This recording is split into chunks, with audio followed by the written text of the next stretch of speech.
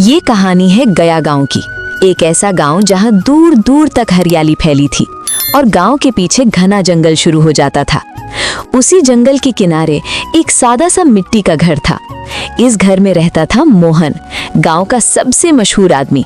मशहूर इसलिए नहीं कि उसके पास दौलत थी, बल्कि इसलिए कि उसके हाथों में बना पत्ते पर परोसा गया मटन चावल पूरे इलाके में सबसे स्वादिष्ट माना जाता था। मोहन का कोई ठेला नहीं था, कोई दुकान नहीं थी।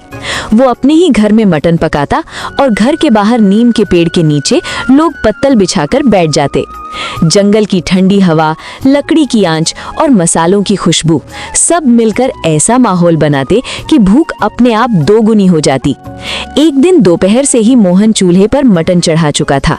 लकड़ी धीरे धीरे जल रही थी और हांडी से मसालों की खुशबू हवा में फैल चुकी थी। तभी गांव वाले इकट्ठा होकर चिल्लाने लगे, अरे मोहन, मटन पका के नहीं, बहुत भूख लगी है भाई। मोहन अंदर से हंसता हुआ बाहर आया और बोला, बस 10 मिनट और रुक जाओ, मटन पकने ही वाला है। अरे भाई, कितना समय हो गया, थोड़ी और लकड़ी डाल दे, जल्दी पक जाएगा। नहीं भाई, यही तो असली कमाल है। मटन अगर धीरे धीरे पके तभी मसाले अंदर तक जाते हैं, जल्दी में पकाया तो स्वाद मर जाएगा। ठीक है गुरु, तुम जो कहो, लेकिन जल्दी लाओ, पेट में चूहे कूद रहे हैं। थोड़ी देर बाद मोहन ने हांडी उतारी। मटन पूरी तरह रस में डूबा हुआ था। उसने बड़े प्यार से पेड़ के पत्तों पर पहले खिले खिले चावल परोसे, ऊपर से मटन डाला, साइड में पापड़, नींबू और प्याज रखे। गांव वाले खाने लगे। एक आदमी ने मुंह में निवाला डालते ही कहा, भाई, ऐसा स्वाद कहीं नहीं मिलता। मटन इतना रसीला है कि हर बाइट में मजा आ जाता है। मोहन, सच कहे तो तू जादू करता है। ऐसा मटन बस तुम्हारे पास ही मिलता है। मोहन बस मुस्कुरा देता। थोड़ी ही देर में सारा मटन खत्म हो गया। लोग तृप्त होकर उठे और मोहन अपनी कुल्हाड़ी उठाकर फिर जंगल की ओर लकड़ी लाने निकल पड़ा। जंगल के अंदर मोहन लकड़ी काट रहा था। कुल्हाड़ी की थक आवाज गूंज रही थी कि तभी झाड़ियों के पीछे से घोड़ों की आहट सुनाई दी। मोहन ने चौंक कर सिर उठाया। सामने एक राजा और उसके 2 सिपाही खड़े थे। उनके चेहरे थके हुए थे और कपड़ों पर धूल जमी थी। अरे ओ सुनो, हमारे राजा को बहुत भूख लगी है। यहाँ से गांव कितनी दूरी पे है? महाराज, यहाँ से गांव तो बहुत दूर है, पर मेरा घर यहीं पास में है। अगर आज्ञा हो तो आप मेरे घर चल सकते हैं। ठीक है, वैसे भी बहुत देर हो गई है, आज कोई शिकार नहीं मिला, चलो इसी के घर चलते हैं। राजा और सिपाही मोहन के साथ उसके घर पहुंचे।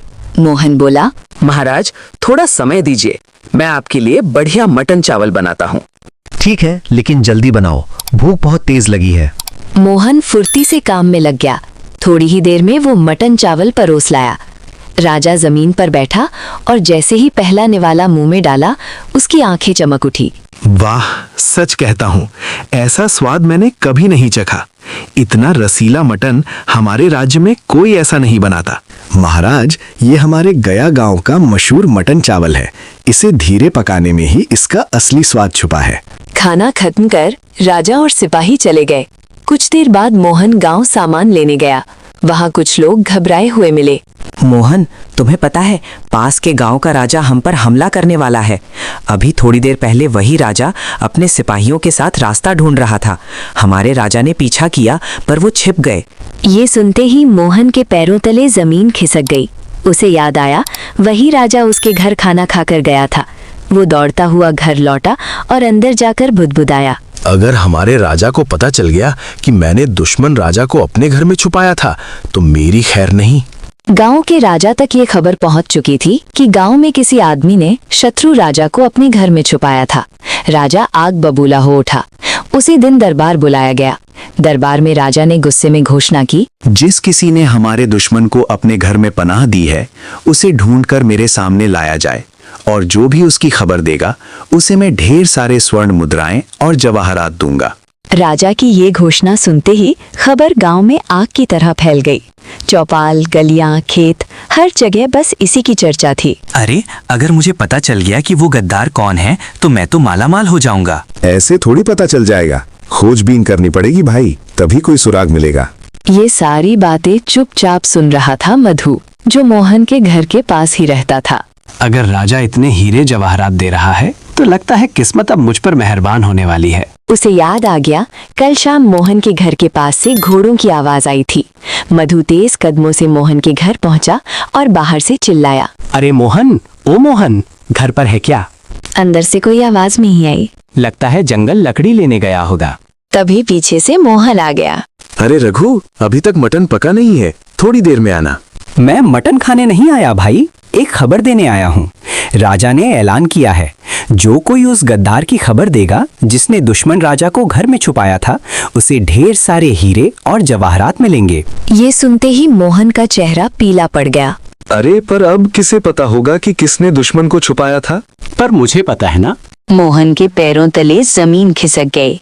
ये बात मैं कल अपने राजा को ही बताऊंगा। इतना कहकर रघु वहां से चला गया। मोहन वहीं खड़ा रह गया। उसका दिमाग सुन्न हो चुका था। अब क्या होगा?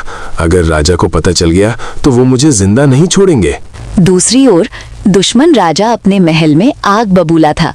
रसोई में खड़े होकर वो अपने बावर्ची पर चिल्ला रहा था, क्यों रे, तू गया जैसा मटन चावल क्यों नहीं बना पा रहा? तेरे पास दुनिया भर के मसाले हैं, फिर भी उस जैसे स्वाद क्यों नहीं आ रहा? महाराज, मैंने पूरी कोशिश की है। महाराज, आपने जो मटन चावल खाया था वो एक खास लकड़ी के चूल्हे पर पकता है। उसी लकड़ी की धीमी आंच से मटन में अनोखा स्वाद आता है। हमारे राज्य में वैसी लकड़ी नहीं मिलती, इसलिए स्वाद वैसा नहीं बन पा रहा। मुझे बहाने नहीं सुनने, मुझे वही मटन खाना है। जाओ, जाकर ले आओ। कुछ ही देर में एक सिपाही मोहन के घर की ओर निकल पड़ा। उधर मोहन घर के अंदर डरा सहमा बैठा था। क्या मैं खुद जाकर राजा को सब सच बता दूं? शायद सजा कम हो जाए। तभी दरवाजे पर खटखट हुई। मोहन का कलेजा मुंह को आ गया। उसने डरते हुए दरवाजा खोला। सामने वही सिपाही खड़ा था। हमारे राजा को तुम्हारे हाथ का मटन खाना है, जल्दी बनाओ, मैं लेने आया हूँ। पर अगर मटन चावल यहाँ से ले गए तो रास्ते में ठंडा हो जाएगा, स्वाद खराब हो जाएगा। उसे यहीं गरम गरम खाना पड़ेगा। मुझे समझाने की कोशिश मत कर, जल्दी बना कर दे, नहीं तो तुम्हारी खैर नहीं। डर के मारे मोहन ने मटन चावल बनाया, पत्ते में लपेटा और देते हुए फिर कहा, मैं आखिरी बार कह रहा हूँ, इसमें स्वाद नहीं रहेगा। सिपाही बिना कुछ सुने वहां से चला गया। महल में दुश्मन राजा ने जैसे ही पहला निवाला खाया, ये क्या है? इसमें तो कोई स्वाद ही नहीं। ये मटन कहाँ से लाए हो? महाराज, उसने कहा था कि अगर वहीं गरम गरम खाओगे तभी अच्छा लगेगा, ठंडा होते ही स्वाद बिगड़ जाता है। राजा सोच में पड़ गया। कुछ पल बाद बोला, ठीक है, जाओ और उसे बता दो। 2 दिन बाद हम खुद उसके घर आएंगे मटन खाने। सारी तैयारी रखने को कहना। सिपाही तुरंत मोहन के घर गया और बोला, सुनो, हमारे राजा 2 दिन बाद तुम्हारे घर आएंगे, मटन खिलाने की तैयारी रखना। ये सुनते ही मोहन की आंखों में एक अलग ही चमक आ गई। यही मौका है, अब खेल पलट सकता है। बिना देर किए मोहन सीधा गया कि राजा के पास निकल पड़ा। मोहन हिम्मत जुटाकर सीधे महल पहुंच गया। दरबार में कदम रखते ही उसका दिल जोर जोर से धड़कने लगा। उसने हाथ जोड़कर कहा, महाराज, मुझे आपसे कुछ कहना है। क्या तुम जानते हो कि हमारे दुश्मन को किसने छुपाया था? जी महाराज, इसी बारे में बात करने आया हूँ। राजा ने तेज नजर से देखा। तो जल्दी बताओ, वो धोखेबाज कौन है? हम उसे अपने हाथों से सजा देंगे। मोहन ने गहरी सांस ली और कांपती आवाज में बोला, महाराज, वो दुश्मन राजा मैंने ही अपने घर में छुपाया था। दरबार में सन्नाटा छा गया। राजा गुस्से से गरजा, क्या तुम ही वो गद्दार हो? सिपाहियों, तुरंत इसे कैद में डाल दो। सिपाही आगे बढ़े ही थे कि मोहन जोर से बोला, रुकिए महाराज, पहले मेरी पूरी बात सुन लीजिए। मोहन ने जंगल से लेकर मटन खिलाने तक की पूरी कहानी सुना दी। उसने आखिर में कहा, महाराज, वही राजा कल फिर मेरे घर मटन चावल खाने आने वाला है, हम उसे वहीं पकड़ सकते हैं। मैं मटन में नींद की दवा मिला दूंगा। जैसे ही वो खाएगा उसे गहरी नींद आने लगेगी, तब आप चुपके से आकर उसे बंदी बना सकते हैं। बहुत बढ़िया योजना है, पर ध्यान रखना, उसे जरा भी शक नहीं होना चाहिए। जी महाराज, मैं पूरी सावधानी रखूंगा। मोहन दरबार से बाहर निकला तो रास्ते में उसे रघु मिल गया। रघु उसे देखकर चौंक पड़ा। अरे मोहन, तुम यहाँ? रघु, क्या तुमने राजा को बता दिया कि वो गद्दार कौन था या नहीं? नहीं, अभी बताने ही जा रहा था। अरे रहने दे भाई, मैंने खुद ही बता दिया कि गद्दार कौन था। ये सुनते ही रघु का मुंह खुला का खुला रह गया। उसे समझ ही नहीं आया कि मोहन डर रहा है या कोई बड़ी चाल चल चुका है। मोहन बिना रुके आगे बढ़ गया। अब उसके सामने सिर्फ एक ही मकसद था, कल की तैयारी। अगली सुबह सूरज की हल्की किरणों के साथ मोहन की आंख खुली। दिल में डर था, फिर भी उसने खुद से कहा, बस आज कोई गड़बड़ ना हो।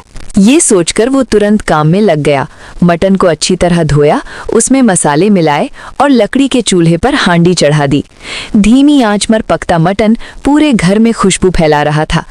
थोड़ी ही देर में दरवाजे पर खटखट हुई। रघु घबरा गया। लगता है राजा आ गया। वो डरते हुए बाहर निकला। सामने गांव का आदमी सामू खड़ा था। अरे सामू, तुम यहाँ? बहुत भूख लगी है भाई, जल्दी मटन चावल की प्लेट लगा दे। आज नहीं भाई, आज मटन नहीं बिकेगा, कल आना। पर खुशबू तो आ रही है। आज मेरे घर मेहमान आने वाले हैं, ये मटन उनके लिए है, तुम जाओ। सामू चला गया। तभी दूर से घोड़ों की टापों की आवाज आई।